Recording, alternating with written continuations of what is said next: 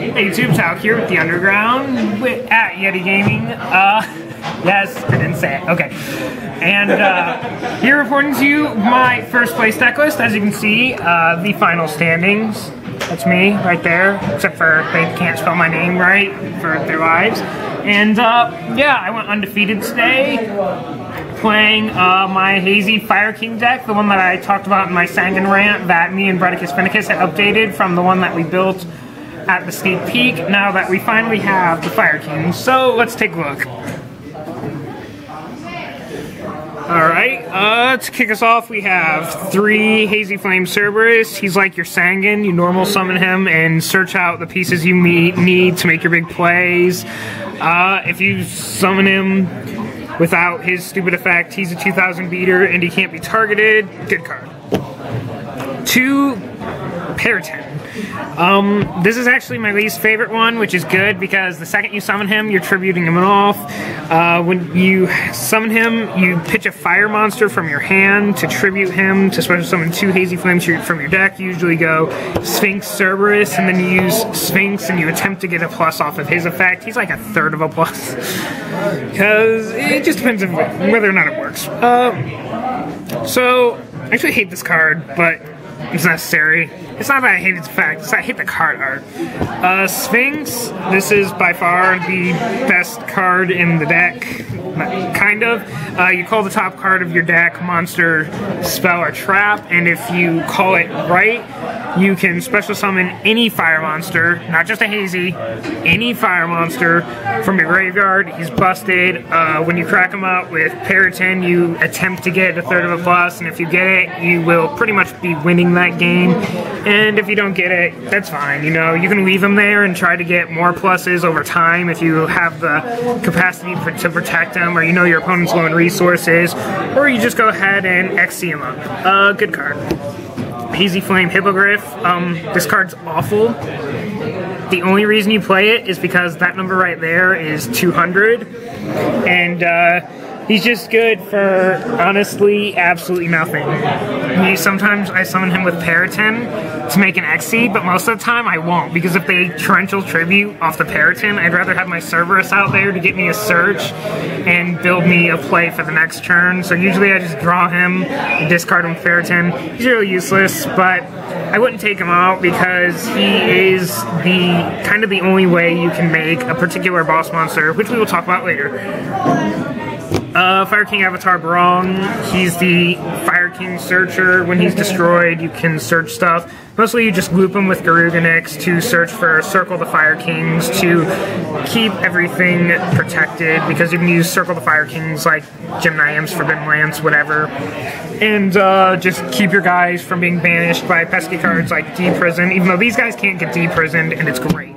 None of these guys can be targeted, which is really important because everyone always forgets it and shows you what they have face down. And 2 Fire Dog. He is like the searcher for your searcher. Yeah, pretty much the only reason you play him is obviously the 200 number. You can attack over him and grab Barong to make a rank 4 Exceed, but really you never do that because you're too busy grabbing Cerberus, because Cerberus is a 2000 Sangan who can't be targeted, which is busted. And to finish up the monsters, we have 2 Battle Fader. I'm not gonna lie, I was not a believer in this card. I was just running more traps over it, and my friends kept telling me that I should give it a try. I didn't believe him, and so it's the only 2 cards I changed from last week. And last week I completely scrubbed out the tournament, but this week I won, and Battle Fader is so broken because they tried to kill you. They like dark hole your Garuganix or do whatever it is. I'm sorry, what did you just call that card? Garuganix. It is High Avatar Mega Ultra Chicken. High Avatar Mega Ultra Chicken. The second. The second. High Avatar Mega Ultra Chicken the second. they will try to dark hole him. Either that, or if you notice that they are setting up for a huge play and you don't have a way to stop it, but you have your Battle Fader in hand, you can go ahead and circle him off to special summon a Cerberus, so that they're forced to run over Cerberus, which gives you a search for one of your hazy puzzle pieces to build a big hazy plays, because your big hazy plays are really what's going to be your game enders, while you just kind of jump Garuginics around to get their resources down so that these plays go off without a hitch.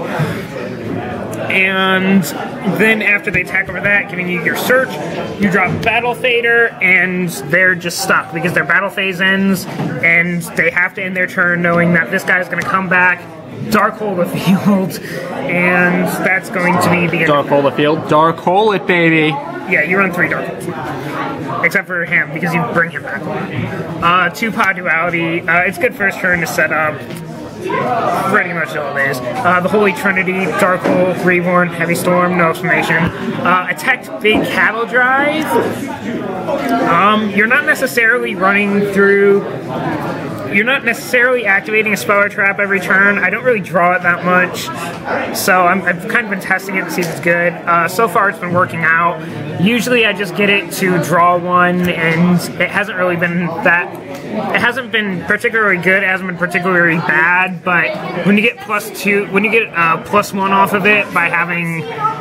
Like, if you go for a Periton play and you special summon Sphinx and Cerberus, you can just drop this to draw 2 cards, and your opponent usually can't come back from that. I've never gotten the... Oh, wait, no. I've gotten the big 3 once, and one time only, but the guy I got it against was bad, so I would never play this expecting to get the big +2 off of it. But it's a good card to speed through your deck. Foolish Burial, it just sets you up in the early game. Pretty much its only purpose. But it's necessary evil. 2 Rekindling. This is your game-ending card. Once you have run through your opponent's resources and you just have everything in your graveyard, you don't play Pot of Avarice to put it back. You can special summon multiple Cerberus. Like, even if you special summon 2 Cerberuses and just overlay for rank 6, like, that's amazing to get out of 1 card. But if you have your graveyard set up, you can special summon multiple Cerberuses, Hippogriff, because he's also 200, to also get more rank 6s, and Throng and Flame Dog will get you rank 4s, and you don't even have to exceed sometimes. Sometimes you just play Rekindling, spam a bunch of beaters, and win the game because your graveyard's set up. If they've let the duel drag on to the point where you can really get like 2 or 3 monsters revived off your Rekindling, it's not going to be a game they're winning. 2 MSTs, because 2 MSTs in everything, side the 3rd, because there has to be 3 MSTs anywhere in the 3 MST format. Hazy Pillar. I used to hate this card, just because I looked at it and I thought you should play Soul Exchange over it, because Soul Exchange lets you tribute their monster, but Hazy Pillar is just busted because it has the word hazy in its name. You can search it with their Sangan card, who searches any hazy card and not just any hazy monster. So I can search it, and then you can summon all of these guys without any tributes, and they're all like 2,000 meters who can't be special summoned, or these 2 guys who have broken effects which will let you spam the field. Its effect doesn't come up too much, but its effect to let you summon guys without tributing is just too good, because if you just summon this guy out as a 2,000 who can't be targeted in the early game, like, you're not going to be having problems with Thunder King or any of that, so I don't run 3 because I feel like 3's inconsistent, and the reason I play Battle Fader is not only because it stops the battle phase. I play it over Swift Scarecrow because I've heard some people play Swift Scarecrow in this deck, and I played over Threatening Roar because it provides a body that you contribute for one of these. Like, I tributed it for Periton twice today to go off with a Periton play. So once you have this, your opponent's usually not smart enough to MST it because it's not an inherent plus. It just puts your win condition out easier, because once you start Xing, that's where you're going to make up the inherent minus that this card is. 3 Onslaught of the Fire Kings. This card is broken.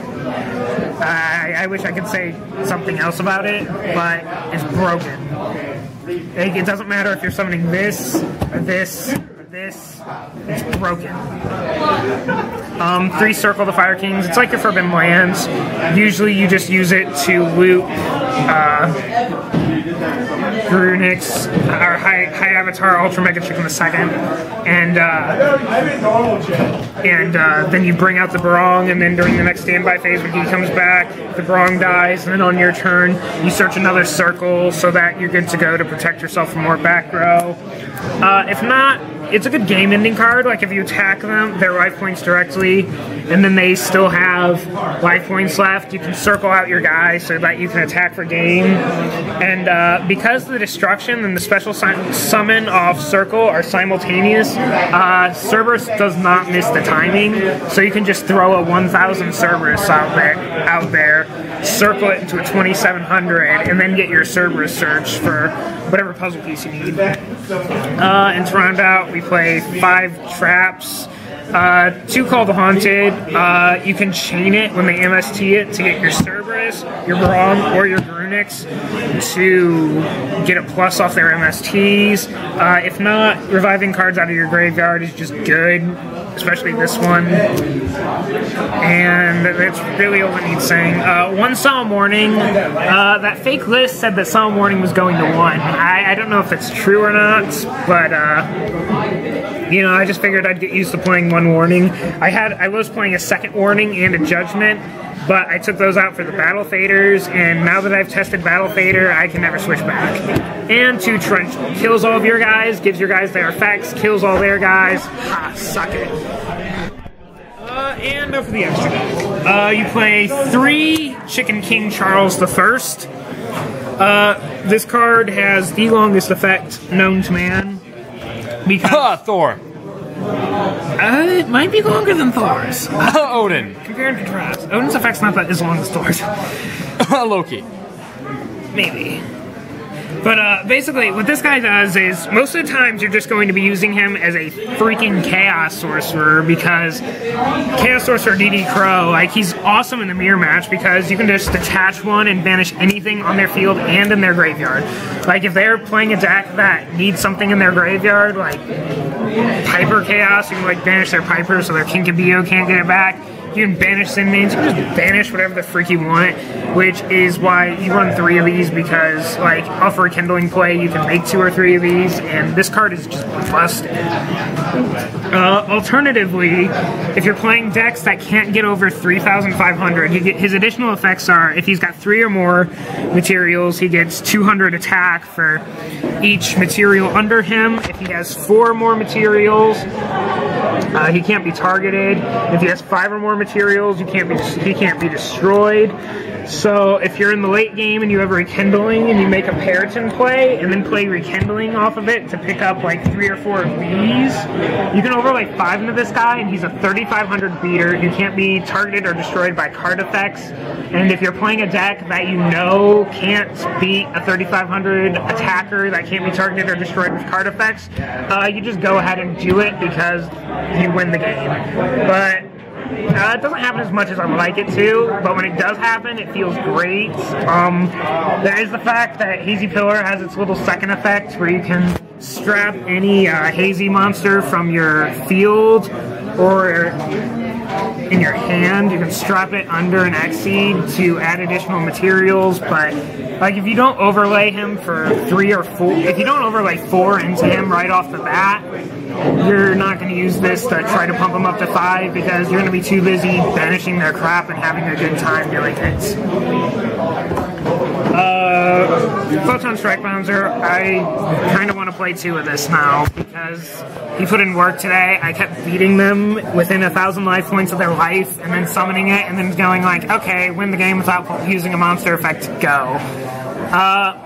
Yeah, rank 6 Dolka. It's nice. You can get it off Paradigm plays, Rekindling, whatever you gotta do. Just a good card. Swordbreaker, he's just a better version of Catastor. He's really good because you can just detach materials off of him on demand.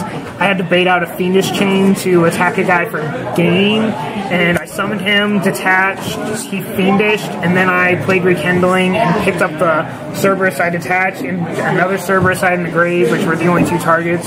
Picked up two Cerberuses, overlaid into the chicken, banished the problem, and attacked for gain with the chicken. Because the chicken, the difference between chicken and Chaos Sorcerers, chicken can attack after it dashes, which is nice. Commander Tech, it could happen. I don't main or side Cyber Dragons, but there's so much space in the extra deck that hell, if they summon a Cyber Dragon in machines, punish them for their sins. Force Focus, just kind of another bouncer. It's got 2800 attack, which is the highest out of all the Red 66, so it's good. Exabeetle, just for destruction. I don't play Gaia Charger because I don't own Gaia Charger. I would play Gaia Charger for that, because he's good for spell removal. And I side Imperial Iron Wall, which means that if you need to get rid of something and you can't make Fire Chicken to banish because you're under Iron Wall, you can make this.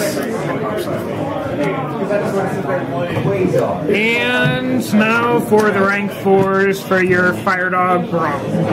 Maystroke, hit him once. Pearl, hit him once. Shockmaster, haven't made him, I'm waiting for it. Flagship Horn, most busted rank 4 in the game. Gaga Cowboy, if they're within 800 points of their life, if they're within 800 points of death, you can summon them and burn. If not, you can use them to beat over stuff. I played a weird Dark World deck, not for tournament. I played like a bunch of Rabbit decks too. I played Gadgets, Rabbit, Piper Chaos, more Piper Chaos, Fire Fist, and what was the last deck I played? I think it was more Fire Fist. But for fun game, I played a weird fairy deck that was using the Dark Lords, and I had to use them to beat over some 2900. So I keep it. Steel Swarm Roach, good against Chaos Dragons and other stuff like that. Oh, it was Fire King, that was the other one. And Utopia, because Utopia and Utopia Ray, because if you're 1,000 or less and you can Rekindling for 2 level 4s, that'd be awesome. We're waiting for it. And now for the side deck. The side deck's definitely going to change because I didn't like a lot of things about the side deck. 3DD Crows for the mirror match for Lightsworn, Chaos Dragon, any of that crap that needs stuff in their graveyard. Gishki FTK. I'm just fond of siding 3DD Crow right now. I think that they should. 2 Max Cs. If windups are getting slaughtered, I don't know if I'm going to keep this. We'll find out. 6 Sams? I guess. They're coming back. So like 6 Sams can kind of just stop. Lightsworns? Maybe. Lightsworns only usually special summon once or twice per turn. I don't know what I'll do. The 3rd Battle Fader. I usually side the Sacred Phoenix. Siding this card is awesome, except for every time I side it, I draw it, which sucks, but it always works out. Good against back row, heavy decks, because instead of summoning this like they want you to, you summon this, and then on your next turn you just start getting the heavy storms rolling, and it's good. 3 Imperial Iron Wall, because screw you, macro rabbits. Yeah, they summon Rabbit, and then you flip this, and then macro doesn't work, Rabbit doesn't work, and also it just has a tendency to randomly shut down traps in people's decks, like Bottomless and D-Prison will just stop working under this, so I side 3 of them because anything that's siding macro for you deserves it.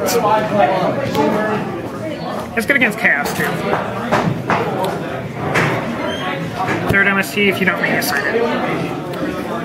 Triple Penguin Soldier. I wonder who that is for.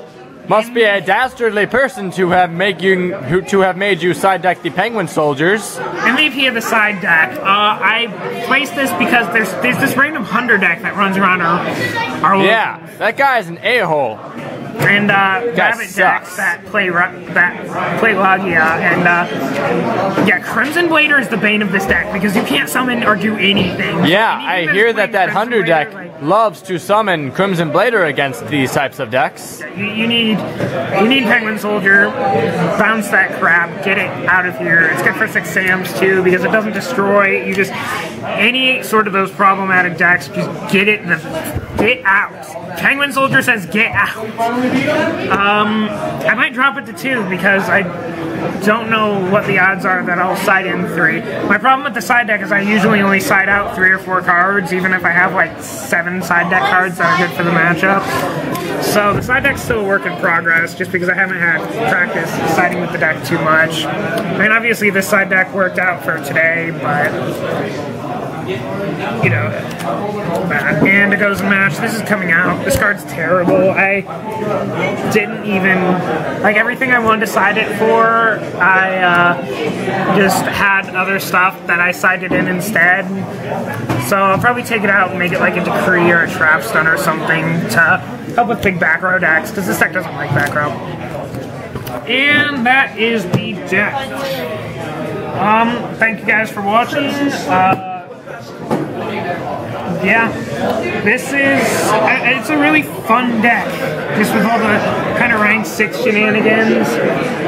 Really good at with toolboxing, with your destruction effects and circle. I'm a fan of this deck. I don't know, something I like, just something I like about it. I might play it next format if, you know, Nordics don't hold up with the speed of the format, because, you know, every time the format gets a little bit faster, it's that much closer for Nordics getting destroyed.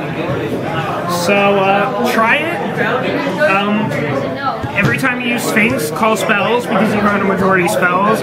Or if you want, you can bother memorizing the spells in your, memorizing the spell monster count to find out which one you have more of in deck. I summoned him once today, even though I had like a fire monster in my hand, like a Barong, but I didn't have any in graveyard, and I just called monster to, you know, see if I could mill monster, and, you know, just kind of try to luck sack. This is a luck sacky card, but it's not like luck sacky in a bad way, because when you have him out, you usually got him off of Periton, or you just normal summoned him off Pillar, and if you can make him last for 2 turns, you can go plus 1 or 2 off this guy. If not, you usually have another play with this card, like you can pitch this card for him. The reason that this version of the deck is probably the best version right now is because Druidix sucks to draw. Like, if you draw this card, you're just losing. If your opponent pulses this card, it sucks, but Periton provides a really good way to get rid of the dead Fire Keys, the dead Hippogriff, the dead whatever it is you're dealing with. And because he's searchable off Cerberus, it just makes for a consistent way to clean out the dead cards of your hands and turn those dead cards into live plays, which is something that I feel like other versions of Fire Kings, like the version that I played today for round 3, just kind of suffer with. So, yeah, that's the deck. Got some tips. Awesome. Rate, comment, subscribe, and I will talk to you later.